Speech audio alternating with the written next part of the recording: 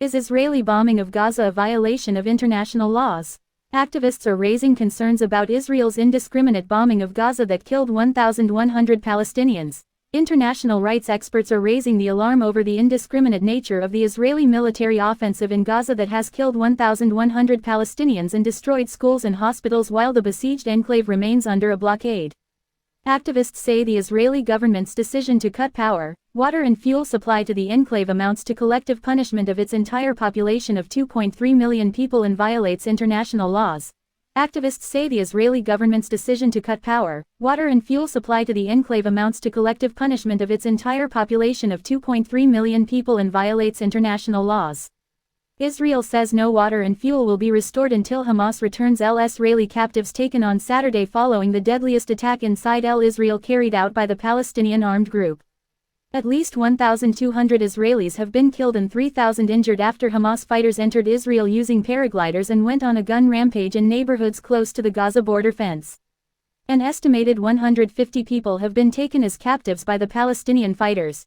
U.S. President Joe Biden has announced to send munitions to Israel after promising, unwavering, support to the country in the wake of the Hamas attack.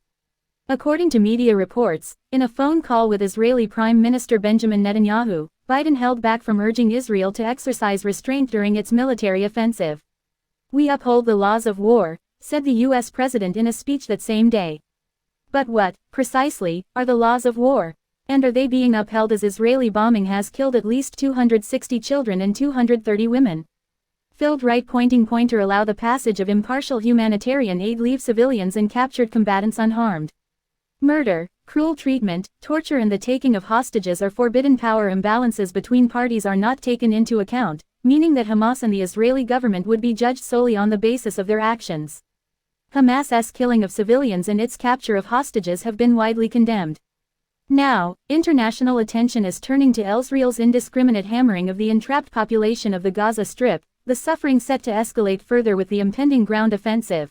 According to Human Rights Watch, the Israeli occupation of the West Bank and Gaza is regarded as an ongoing armed conflict, under international humanitarian law, governed by Common Article 3 of the 1949 Geneva Convention, supplemented by the additional protocols of 1977.